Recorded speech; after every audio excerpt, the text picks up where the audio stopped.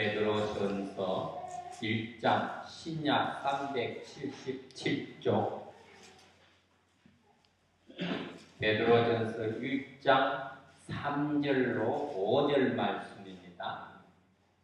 다 같이 우리가 찾았으면 다 같이 합독하겠습니다. 시작. 찬송하리로다. 우리 주 예수 그리스도의 아버지 하나님이 그 많으신 긍휼대로 예수 그리스도의 죽은 자 가운데서 부활하심으로 말미암아 우리를 거듭나게 하사 산 소망이 있게 하시며 썩지 않고 더럽지 않고 쇠하지 아니하는 기업을 있게 하시나니 곧 너희를 위하여 하늘에 간직하신 것이라. 너희가 말세에 나타내기로 예비하신 구원을 얻기 위하여 믿음으로 말미암아 하나님의 능력으로 보호하심을 입었나니. 아멘. 오늘 말씀에 많은 은혜 받는 귀한 시간 되시기를 바랍니다. 신학자 중에 유명한 사람이 한 명 있습니다. 칼바르트라는 사람, 독일 사람입니다. 그 사람이 기독교에 대해서 상당히 칼빈 이후로 잘 정리를 했는데 그분이 한 말씀에 두 가지가 있습니다. 십자가 앞에서 우리는 두 가지를 경험하게 된다. 첫 번째, 하나님의 수많은 은혜는 정말로 우리를 값없이 베풀어 주신 그 사랑, 우리에게 값없이 베풀어 주신 그 사랑을 느끼게 된다. 왜냐? 우리는 정말 죄 많고 허물 많고 정말 모순투성이인데 죽을 수밖에 없는 우리를 위해서 예수님이 십자가를 흘리셨다. 결국 아무것도 아닌 나를 발견하는 게 십자가이며, 또 하나, 아무것도 아닌 나를 위해서 하나님께서 스스로 자신을 내어주신 것, 다시 말하면 정말로 형편없는 나를 위해서 가장 고귀한 자가 희생을 당했는데, 그렇다면 나는 형편없는 자일까? 아니다. 가장 고귀한 자가 나를 위해서 희생을 했기에 나 역시 고귀한 자가 아니냐? 그렇다면 고귀한 자답게 품위를 유지하라. 죄인입니다. 그 죄인을 고귀하게 만들어줬습니다. 그럼 고귀한 품위를 지키라는 거죠.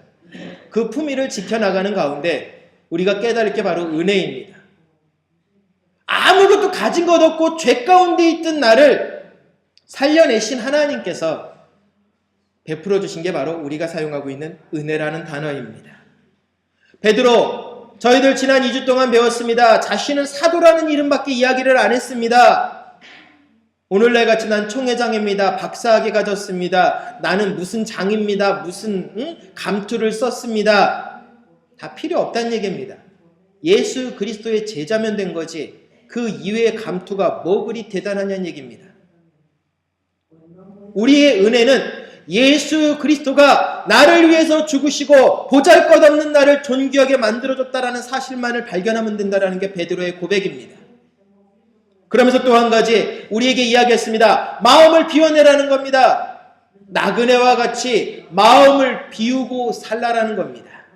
전국에 소망이 있는 자들은 이 땅에 연연하지 않는다는 얘기입니다. 그렇다고 아무렇게나 살라라는 것이 아닙니다. 하나님의 뜻이 우선되어지는 것에 목적을 준다라는 겁니다. 저와 여러분들, 세상의 뜻을 따라가는 것이 아니라, 세상의 이익을 따라가는 것이 아니라 십자가가 우선되어지는 삶을 살아가는 것이 나그네의 삶입니다. 왜요? 결국 우리가 돌아가서 누구 앞에 설 거라고요? 하나님 앞에 설 거라고요. 이 땅에서의 모든 모습을 가지고 하나님 앞에 결판을 지어야 될 부분이기 때문에, 결판이라고 해서 죄송합니다. 아무튼 결론 내려야 될 부분이기 때문에 결국은 무엇입니까? 나그네의 여정을 보고하러 들어가서 잘했다 칭찬받아야죠. 예수님의 제자들이 예수님을 떠났습니다. 복음을 전했습니다. 그런데 제자들이 자랑을 합니다. 그때 예수님이 딱 한 말씀 하셨잖아요. 너희 이름이 하늘나라 생명책에 기록되는 것으로 기뻐하라 라는 결론을 내려버리십니다. 그건 무슨 내용입니까? 다시 말해서 이 땅에서의 모든 삶을 자랑하는 것이 아니라 우리 이름이 하늘나라에 기록되어져 영원한 생명을 살고자 하는 그 나그네의 인생의 여정을 제대로 갖추라는 겁니다. 그게 베드로가 오늘 우리에게 이야기했던 것이고, 바로 그 사랑을 가지고 성부와 성자와 성령 하나님께서 저와 여러분들에게 은혜를 베풀어 주셨다는 겁니다. 자, 오늘 본문을 보니까 베드로가 인사를 하고 있습니다. 여러분 안녕하십니까? 그러면서 딱 인사를 합니다. 은혜와 평강이 더욱 여러분들의 삶에 넘쳐나기를 기도합니다. 자, 인사 시대를 반영합니다. 밤새 안녕히 주무셨습니까? 언제 나눴던 기억이 나십니까? 전쟁 직후에 전쟁터에서 밤새 안녕하셨냐는 건 전쟁터에서 잘 살아나셨습니까? 라는 얘기예요. 어젯밤에 안 죽고 잘 살아났구나. 그러다가 또 다른 인사를 했습니다. 진지 잡수셨습니까? 왜 그랬을까요? 보릿고개요. 먹는 게 너무나 어렵다 보니까, 밥 한 끼를 먹는 게 너무 어렵다 보니까 진지 잡수셨습니까? 라는 인사가 나왔어요. 자, 오늘날 인사는 어떠십니까? 저는 끝나고 나갈 때 인사드릴 때 그럽니다. 승리하십시오 합니다. 그러나 세상적인 인사는 어떻게 나누십니까? 안녕하세요. 반갑습니다. 행복하십시오. 어떤 인사를 나누고 계십니까? 보통 일상적인 이야기가 건강하시죠? 아무 이상 없으시죠? 스페인 사람들을 만나면 어떻게 합니까? 인사할 때 너 괜찮니? 건강하니? 아, 건강해. 보통 이게 일상인데 베드로는 오늘 전혀 뜻밖의 이야기를 합니다. 너에게 은혜가 있을 것이다. 일반적으로 나누는 그 모습이 아닙니다. 왜 그럴까요? 은혜가 좋거든요. 베드로가 우리에게 가르치는 건 그겁니다. 일상적인 것보다 더 좋은 게 뭐냐? 하나님의 은혜라는 겁니다. 이 땅에 있는 것보다 더 소중한 게 하나님의 은혜라는 겁니다. 이 땅의 물질 아무리 많이 가지고 있은들 무슨 소용이 있느냐는 얘기입니다. 다 쓰고 죽을 겁니다, 목사님 하는 어떤 분이 있었어요. 제가 벌어서 제가 다 쓰고 죽을 겁니다. 자식한테는 안 물려주시겠습니까? 안 물려줍니다. 저 쓰기에도 바쁩니다. 그러면서 제가 그랬어요. 다 쓰고 가십시오. 그냥 그거 가지고 화금 만들지 말고 다 쓰고 가십시오. 대신 아버지의 나라 가셨을 때 뭐라고 말씀하실지는 전 책임 못 지겠습니다 라고 제가 웃으면서 드렸던 말씀이 있었어요. 가장 중요한 게 그겁니다. 은혜는 하나님의 사랑이 저와 여러분들에게 주는 유익이 많기 때문에 베드로는 그걸 이야기를 한 겁니다. 단순히 하나를 본 것이 아니라 하늘에서 저와 여러분들에게 주는 그 신령한 은혜를 맛보라는 겁니다. 적어도 은혜는 예배자의 심령 속에 임하기 때문입니다. 저와 여러분들이 하나님의 말씀을 굳건히 붙들고 나아가는 예배자의 심령으로 모든 일을 한다면 하나님의 은혜는 우리에게 일상이 되어지는 것입니다. 그런데 중요한 것이 있습니다. 은혜는 깨닫는 것보다 무엇일까요? 받아들이고 수용해내는 것이 중요합니다. 아, 그래, 그게 은혜였구나. 이게 아닙니다. 알았다면 늘 드리는 말씀입니다. 변해야죠. 받아들이고 수용했다라는 건 변하는 겁니다. 상대방의 마음을 받아들인다는 얘기입니다. 은혜라는 것은 하나님의 마음을 내 가슴에 받아들인다라는 것입니다. 바로 베드로는 오늘 이것을 이야기하고 있습니다. 또 한 가지 베드로는 너희에게 평강이 있을지어다 라겠습니다. 이 평강은 무엇이냐? 온전케 되어지기를 원한다 라는 뜻입니다. 하늘의 신령한 은혜가 임할 것이며 우리들의 몸과 영혼이 온전케 되어지기를 원한다 라는 것이 평강이라는 뜻입니다. 자, 마음의 평강을 누리고 계십니까? 근심 없으십니까? 고민 없으십니까? 그렇다면 하나님의 평강을 제대로 누리는 것입니다. 그럼 목사님, 전 고민이 좀 많습니다. 그럼 전 하나님의 평강을 못 누리는 건가요? 맞을까요? 틀릴까요? 예, 못 누리는 게 맞습니다. 하나님 앞에 모든 것을 내려놓으라고 하셨잖아요. 그런데 우리가 그걸 붙들고 있어요. 가장 많이 사용하는 예화가 뭡니까? 하나님 앞에 기도 보따리 다 내려놓고 주섬주섬 보따리 있는 거 다 풀어내놓고 하나하나 조목조목 얘기하고 끝나고 나서 어떻게 한다고요? 다시 그거를 그냥 내 자루에다가 도로 하나씩 주워 담고 도로 낑낑 대고 저기 밖에 걸어나간다고요. 하나님을 믿었으면 그 믿음의 평강을 우리는 바라고 소망해야 합니다. 그럼에도 불구하고 하나님을 믿지 못하고 있다는 얘기입니다. 왜요? 내가 근심하고 여전히 그러고 있으니까요. 그러면 모든 거 내려놓고 맡기기만 하면 다 됩니까? 아니요. 내가 머물러 있는 환경에서 최선을 다해야죠.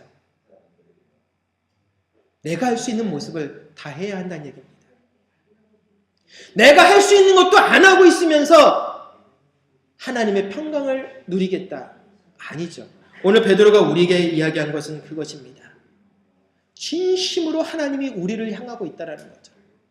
다시 말하면 하나님의 사랑을 우리가 알기를 원한다라는 게 베드로의 고백입니다. 왜 그랬을까요? 베드로가 자신이 예수님한테 배운 그 모든 모습, 우리가 수제자라고 불러주고 있는 그 모습 속에서 자신의 모든 인생을 다 이야기할 수 있습니다. 그럼에도 베드로는 다른 이야기 안 합니다. 하나님의 사랑을 알기를 원한다. 그것이 바로 은혜와 평강입니다.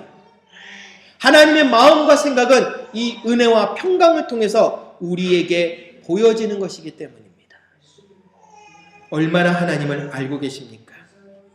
얼마나 하나님의 사랑을 느끼고 계십니까? 우리가 주머니의 모든 것들이 채워질 때는 행복해합니다. 건강할 때는 행복해합니다. 명예를 얻었을 때는 행복해합니다. 그러나 그 모든 것들이 어그러지기 시작하면 행복하십니까? 아니요. 스스로 불행하다고 생각해야 합니다. 정말 불행한 걸까요? 바뀐 게 있습니까? 예, 목사님, 주머니에 있던 게 없어졌습니다. 그럼 여쭙겠습니다. 처음부터 그게 주머니에 있었습니까? 없었습니다. 처음부터 건강했습니까? 아닙니다. 처음부터 그 명예의 자리에 올랐습니까? 아닙니다. 안 가지고 있었는데도 왜 우리는 그것에 연연하는 이야기입니다. 그러다 보니까 하나님을 향한 소망이 자꾸 흔들려 버리는 것입니다. 하나님은요, 소망을 가진 자에게 역사하시거든요. 오늘 아침에 설교하면서 우리 신약이 어떻게 형성되어졌는가, 요즘 예수님에 대한 모습을 지금 같이 영상을 통해서 우리 아이들하고 보면서 설교를 보고 있어요. 예수님의 모습, 그 수많은 사역을 보면서 느끼는 건 그겁니다. 예수님은 소망을 주시는 분이었어요. 그런데요, 그 소망은 어떻게 일어나느냐? 전심으로 하실 때요. 마지막 장면이 있었습니다. 한 아버지가 아들을 데리고 와서 자꾸 귀신 들려서 이리 쓰러지고 저리 쓰러집니다. 제자들에게 데리고 왔습니다. 제자들이 못 고쳐요. 그러다가 예수님이 나타났습니다. 변화산 사건 이후의 일입니다. 내려오자마자 예수님한테 따지듯이 묻습니다. 당신의 제자들이 고치지도 못하고 있습니다. 이건 아예 되지도 않는 말이에요. 왜요? 예수님의 이름으로 선포했을 때 여태까지 역사가 일어났는데 안 돼버렸다는 얘기입니다. 그때 예수님이 딱 한 말씀만 하십니다. 기도 외에는 이런 유가 날 수 없다. 그럼 기도만 하면 다 될까요?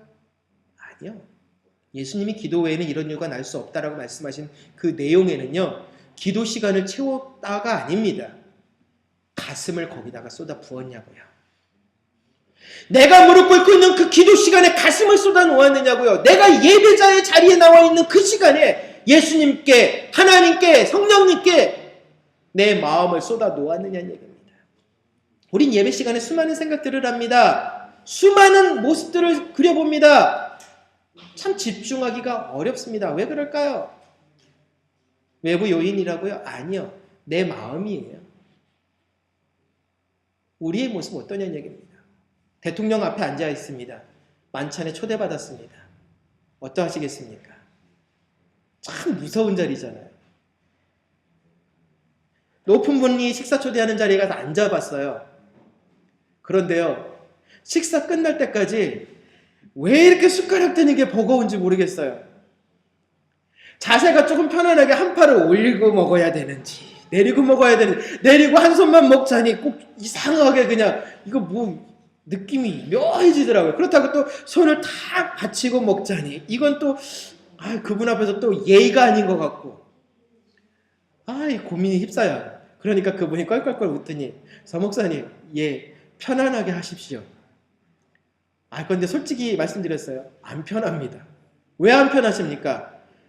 저하고 앉아 계신 분하고는 격이 다르지 않습니까? 무슨 격이 다른데요? 세상 지위로 따지면 저는 목회자이긴 하지만 일반 사람입니다. 높은 데 앉아 계신 분 아니십니까? 껄껄껄 웃어요. 사람 위에 사람 없고 사람 아래 사람 없습니다. 모두가 똑같습니다. 평안하셔야죠. 목사님, 강대상에서 평안하라고 말씀하시죠? 예. 그런데 왜 지금은 사람 앞에서 평안하지 못하십니까? 사람 앞에 평안하지 못하면 하나님께도 평안하지 못한 거 아니십니까? 그 말에 제가 충격을 먹었던 적이 있었어요. 맞습니다. 우리 하나님께서 우리에게 평안하라 했어요. 예수님이 부활하신 이후에 제자들에게 제일 처음에 나타나서 무슨 말씀하셨죠? 너희에게 평강이 있을지어다 그러셨단 말이에요. 너희들의 육신과 영혼이 회복되어지기를 원한다. 온전히 회복되어지기를 원한다. 기도 외에는 이런 유가 날 수 없느니라. 너희들에게 온전한 마음이 있으면 역사를 이루느니라. 그 온전함을 가지고 소망을 품으면 기적을 만들어내느니라. 이게 은혜라는 거죠. 분명히 우리는 중요하게 생각해야 합니다. 예수님의 십자가를 통해서, 지난주에 나눴던 핏부림의 역사를 통해서 우리는 새롭게 태어났습니다. 새롭게 태어났으면 새로운 소망을 가져야죠. 우리는 변하고 싶어 합니다. 그러면서 항상 우리는 그 변화를요, 지금 시작하면 되는데 무슨 계기를 찾으려고 그래요. 아니요. 변화는 내 결정에서 시작되어집니다. 상황이 바뀌었다고 결정되어지는 게 아니라요. 내가 마음 먹으면 상황은 바뀌게 돼 있어요. 왜요? 바라보는 시선이 바뀌니까요. 상황이 바뀌기를 기다려 보십시오. 안 바뀝니다. 내가 내 눈을 바꾸지 않는 이상은 절대 세상은 변하지 않습니다. 베드로, 부활하신 예수님을 우리에게 보여주셨습니다. 그러나 문제는 이 십자가의 부활, 사순절 5째 주일입니다. 다음 주일이면 종려주일이고 그 다음 주일이면 부활주일입니다. 이제 총 6주와 종려주일과 부활주일의 이 기나긴 시간 중에 5주째를 맞이했습니다. 지난 5주 동안 4주를 지나면서 예수님과 도대체 무슨 관계를 맺으셨습니까? 예수님을 얼마나 만나셨습니까? 단순히 지식과 깨달음이었습니까? 아니면 살아있는 소망을 품게 하시는 예수님을 만나셨습니까? 기도해도 소용없던데요, 목사님. 예, 기도해도 소용없다면 전 이렇게 말씀드리겠습니다. 성경에 근거하여 말씀드립니다. 기도 안 하신 겁니다. 말씀 읽어도 소용없었습니다. 말씀 읽으신 게 아니었습니다. 그러면 도대체 그게 기도도 안 하고 말씀도 안 읽었다라는 이유가 무엇입니까? 자신을 위해서 기도했고 자신을 위해서 말씀을 사용했을 뿐이지 하나님 나라의 백성으로서 기도하진 않았고 하나님 나라의 백성으로 그 말씀을 받아들이지 않았기 때문입니다. 단지 우리는 하나님 나라를 내 인생의 도구로 썼을 뿐입니다. 그런 분들에겐 소망이 있을 수가 없죠. 왜요? 상황에 따라서 도구는 바뀌잖아요. 망치질 할 때는 망치가 필요합니다. 망치질 하는데 해머 가지고 망치질 하시는 분 보셨어요? 자, 해머, 제 주먹 두 개보다 더 두꺼운 겁니다. 그 해머를 가지고 이 작은 실못 하나 박는데 써보십시오. 어떻게 될까요? 한 방에 끝납니다, 목사님. 네, 한 방에 끝날 수 있습니다. 그러나 그 뒤에 받치고 있는 버팀목들은 어떻게 됩니까? 같이 으스러져 버립니다. 조그만 장돌이라고 그러잖아요. 조그만 걸 가지고 톡톡톡톡 해야 뒤에 있는 버팀목도 안전한 법인 거죠. 우리가 그렇게 말씀을 쓰고 있다는 얘기입니다.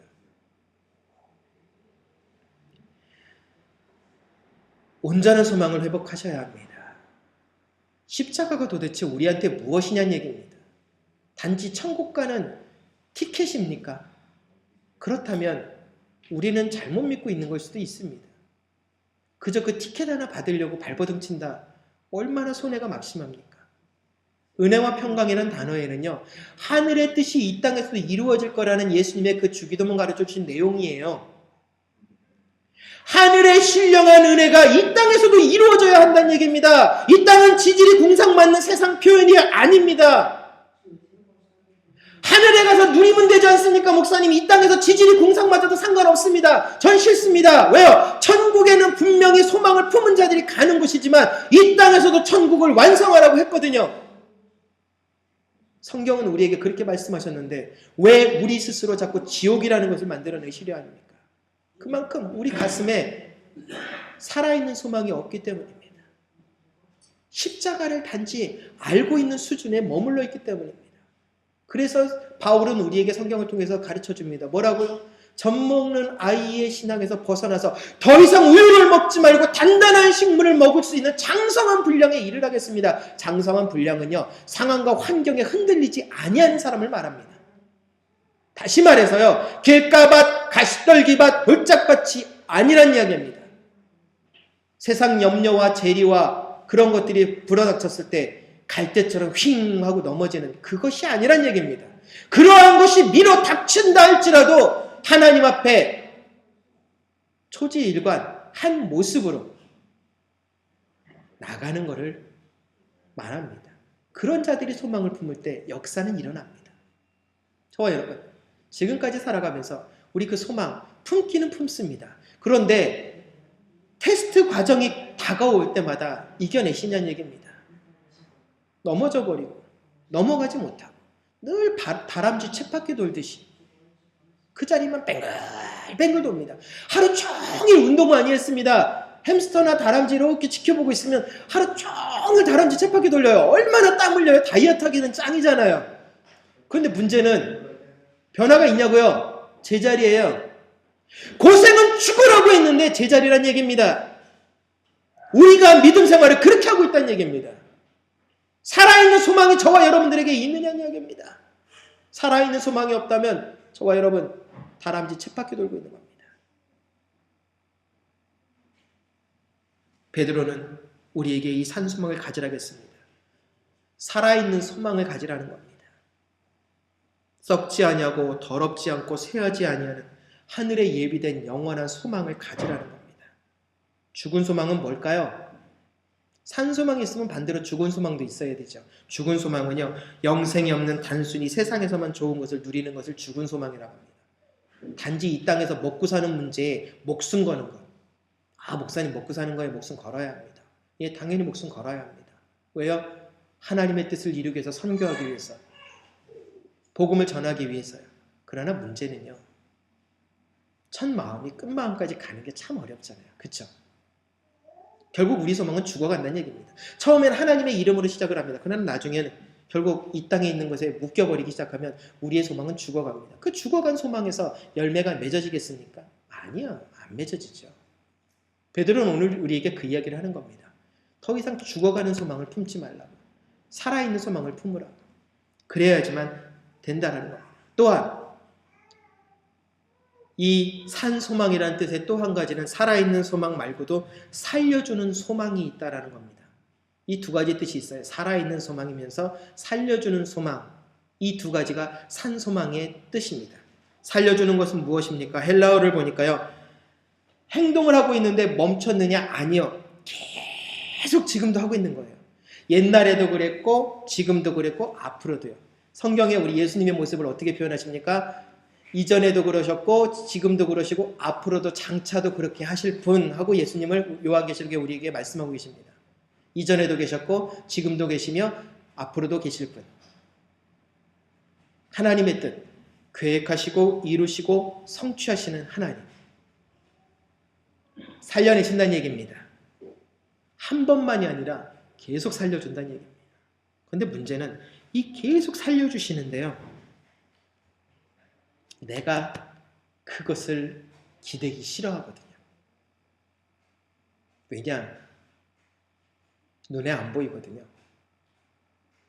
새벽에 말씀을 드렸습니다. 사진 찍는 걸 좋아해요. 예전에 한국에 있을 때부터 사진 찍는 걸 취미였어가지고 찍는데, 우연찮게 찍는데 밤에 찍습니다. 밤에 찍으면 사람이 가만히 안 있으면은 우리 보통 흔들린다 그러잖아요. 그런데 사람을 빨리 움직이게 만들어 놓고 사진의 셔터를 누르면요, 이쪽이 하나 이쪽이 하나가 동시에 서로 마주보게 찍힙니다. 참 재밌어요. 그런데 사진은 버려야 돼요. 그런데 어느 날 무심코 셔터를 누르면서 탁 찍었는데 디카를 찍어서 다 그렇게 찍혀요. 프레시 안 터지게 하면. 그런데 그 모습을 보면서 그 생각을 했습니다. 우와, 보이지 않는 영적인 존재다. 예전에 수동 카메라 찍을 때 한국에서 이제 FM2를 찍었을 때는 어떻게 하냐, 먼저 셔터를 한번 눌러요.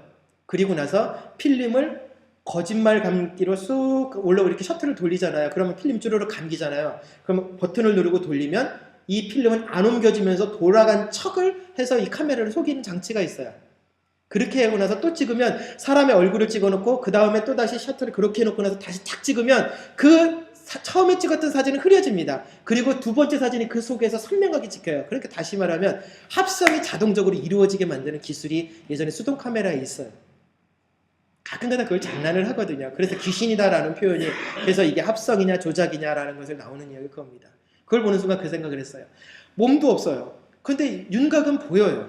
아이는 가운데 있는데 엄청 그냥 뿌옇게 나왔는데 하나님은 그 순간 보는 게 그겁니다.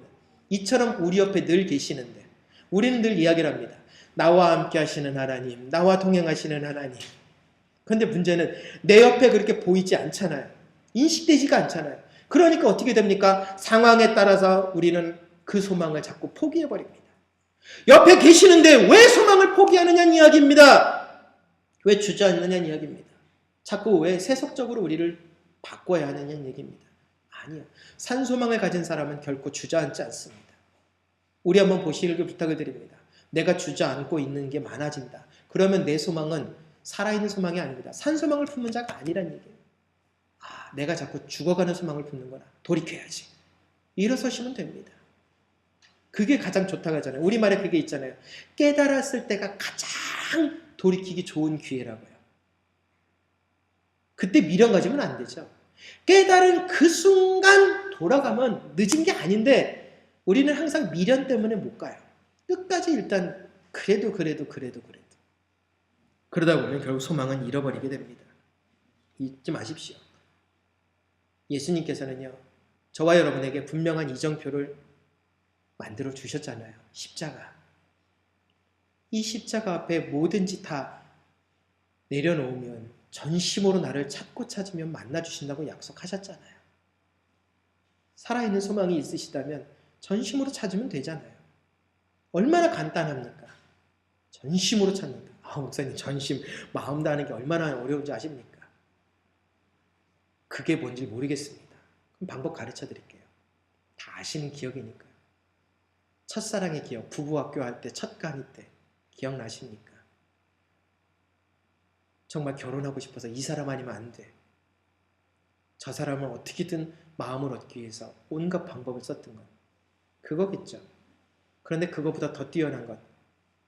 1분 동안 서로의 눈을 바라보면서 아무 말도 안 하고 고개도 치우지 않냐고 서로 눈을 빤히 쳐다보고 눈도 안 감았을 때 두 눈가에 흘렀던 눈물. 왜 그랬을까요? 회한이 밀려왔기 때문이라고 그때 말씀을 드렸는데 그 회한은 왜 눈물이 날까요? 소망이 있었다라는 사실을 깨달았기 때문입니다. 이 사람과 함께 소망을 꿈꿨었는데 아, 그 소망을 잊어버렸구나. 그래서 눈물이 흘린 거예요. 그게 회한입니다. 소망이 있기 때문에 눈물이 흘리는 거지 소망이 없으면 눈물도 안 나요. 기대 안 하면요 눈물 하나도 안 나요. 그게 바로 우리가 가야 할 소망입니다. 오늘 베드로는 이야기를 합니다. 위대한 소망을 품으라겠습니다. 하늘나라를 향한 위대한 소망을 품으라겠습니다. 왜입니까? 그 위대한 소망이 저와 여러분들을 이끄는 힘이 되기 때문입니다. 너무나 간단한 이야기예요. 아, 목사님 그러면 그 소망 그냥 가슴에 품기만 하면 됩니까? 소망을 품은 자는 긍정적으로 삶이 바뀌게 되어 있습니다. 소망을 품은 자는 항상 긍정적으로 이야기하게 되어 있습니다. 안 돼. 나는 안 돼. 역시 안 돼. 지난번에 설교 때 말씀을 드렸잖아요. 정말로 너는 안 되는 놈이야. 너 같은 건 감옥에 나갈 놈이야. 부모한테 그 소리 들었던 아이들이 자라서 어떻게 됐다고요? 결국 감옥 가 있다고요. 미국에서 감옥에 있는 재소자들 통계를 냈더니 90%가 그 말 듣고 잘했대잖아요. 결국 무엇입니까? 부정적인 말을 들으면 사람이 그 부정적인 것에 사로잡힐 수밖에 없다는 얘기입니다. 긍정적으로 사십시오. 살아있는 소망은 긍정적인 겁니다. 목사님, 말을 해도 소용없습니다. 안 바뀌던데요. 한 번 찍어서 포기하시겠습니까? 오뚜기 신앙을 하십시오. 성경에 오뚜기 신앙이 있을까요? 없을까요? 있습니다. 오뚜기는 7번 넘어져도 8번 일어나라는 우리 한국의 아이들이 좋아하는 달려라 한이라는 그 만화의 주제곡에 있으면 7번 넘어져도 8번이 개구리 왕눈이네요. 개구리 왕눈이라는 만화에 보면은 7번 넘어져도 8번 일어나라라는 노래가 나와요. 근데 그게 성경에 있단 말이에요. 너희가 7번 넘어질지라도 다시 8번 일어나고 하나님께서 그것을 도와주실 것이다라는 거죠. 소망이 있는 자는 계속 넘어져도 그 소망을 포기 안 하면 일으켜 세워주셔요. 그런데 문제는 그 보이지 아니하는 아까 사진에서 말씀드렸던 것처럼 보이지 않기 때문에 현실적으로 느껴지지 않는다 이거예요. 당장 현실은 뭡니까? 내 앞에 돈이 탕 하고 주어지는 게 현실이고요. 내 앞에 모든 것이 나아지는 게 현실이고요. 내가 원하는 대로 도깨비 방망이 뚝딱 하는 게 현실이라고 생각을 하고 그게 소망이라고 생각하니까 우리는 자꾸 꼬여가는 겁니다. 진정한 소망은요. 하늘의 마음을 두는 자입니다. 하늘의 마음을 두는 자는 이 땅의 모든 것들을 다 이뤄낼 수 있습니다. 그 이정표를 향해서 흔들리지 아니할 수 있다는 겁니다. 부탁을 드립니다. 오늘 본문에 베드로는 이야기를 합니다. 소망을 갖는 첫 번째 방법이 뭐라고요? 찬송하자고요. 찬송하리로다. 야고보가 이야기를 합니다. 너희 중에 고통당하는 자 있느냐? 저는 기도할 것이요. 즐거워하는 자 있느냐? 저는 찬송할지로다. 산소망이 있는 자는 찬송하게 돼 있어요. 입가에 흥얼흥얼 찬송이 나올 때 언제 나오십니까? 기분 좋을 때 나와요. 뭔가 하나님 앞에 새로운 소망을 갖고 싶을 때 낙심의 상황 속에서 나도 모르게 입가에 그동안 불렀던 찬송이 흥얼흥얼 나오게 되고 머릿속에 나도 모르던 그 구절들이 생각나서 나에게 새 힘을 공급해 줍니다. 그런데요. 소망이 없으면 그게 들려지지가 않아요. 아무리 말씀드리잖아요. 옆에 은혜의 강줄기가 흐르고 있지만 내게 소망이 없으면 그 은혜의 강줄기는 안 보입니다. 그러니까 자꾸 내가 도랑을 파고 있으니 고생하는 거죠. 옆에 강이 흐르고 있는데 물 없다고 여기서 열심히 삽을 갖다가 도랑을 파고 있으니 물 나오라고 도랑에 물이 나오겠냐고요. 소망은요. 하나님이 이미 다 채워놓으셨다라는 겁니다. 그러려면 진심으로 하나님을 만나십시오. 살아있는 소망으로 만나십시오. 모든 언어를 부정적인 말, 난 못해요. 왜 내가 해요? 내가 그걸 못하라는데요. 다른 사람이 하면 되잖아요. 아니요. 적극적으로 내가 먼저. 남한테 탓하지 말고 핑계 돌리지 말고 다른 사람이 대신하면 되는 거 아닙니까? 좀 무관심적인 그런 신앙들 깨트려 버리시라는 얘기입니다. 그러면 살아있게 됩니다. 살아있고 싶으시잖아요. 생명감 있고 싶으시잖아요. 생동감 있게 살고 싶으시잖아요. 그 방법은 즐겁게 사시는 거예요. 즐겁게 사는 방법은 내 생각을 돌이키면 됩니다. 산소망을 가지고 있으면 감사하게 되고요. 사랑하게 되고요. 순종하고요. 그리고 마지막으로 헌신할 수밖에 없다라는 걸 기억하시기 바랍니다. 다시 말씀드립니다. 내가 살아있는 소망을 품고 있는가? 분명한 답을 드립니다. 감사하고 있는가? 사랑하고 있는가? 순종하고 있는가? 그리고 헌신하고 있는가? 이 네 가지 조건을 이루면 난 살아있는 소망을 품은 자입니다. 그러나 이런 것들이 없다면 내 상황은 심각한 거죠. 자, 한 가지만 질문 드려보겠습니다. 미래에 대한 비전을 지금도 가지고 계십니까? 예, 아니오겠죠? 죄송한 표현 하나 더 쓰겠습니다. 젊은 사람들을 보면 가슴이 지금도 두근두근 뛰십니까? 예, 아니요. 자, 나보다 뭔가 잘 되어지는 사람을 보면 마음에 좋은 벅찬 감동이 오면 축하해주고 싶으십니까? 아니면 에휴, 역시 있는 사람만 잘 되고 나는 없으니까 원래 안 되나 봐 하고 아니오 쪽으로 가십니까? 아니오란 이야기가 한 가지라도 있었다면요, 나는 죽은 소망을 품은 자입니다. 살아있는 소망은요, 비교하지 않습니다. 왜요? 하나님은 저와 여러분을 아주 특별하게 만드셨거든요. 모양만 다르게 빚었을 뿐이지 하나님은 우리를 최고로 여기셔요. 그런데 문제는 내가 그 고귀한 신분을 유지하고 있느냐는 얘기입니다. 처음에 말씀드린 것처럼 죄의 신분에서 고귀한 신분으로 탈바꿈시켜 주셨는데 이제 소망을 가지고 살아가는데 자꾸 저는 어디 가고 싶다고요? 웅덩이 속으로 들어가서 그냥 온몸에 진을 묻히고 살고 싶다고요. 그건 아니란 얘기입니다. 베드로를 통해서 부탁을 드립니다. 살아있는 소망을 품으십시오. 미래의 모든 것들 살아올 만큼 살았습니다, 목사님. 아니요, 모르는 겁니다. 아직 인간의 수명은 120세로 하나님이 정해놓으셨으니까 아직은 저는 몰라요. 현대의학의 평균 수명은 이 정도입니다 했지만 그건 몰라요. 소망을 품은 자에게는 하나님이 더 할 일을 남겨두시겠죠. 잊지 마십시오. 살아있는 소망은요, 삶을 바꾸게 되어 있습니다.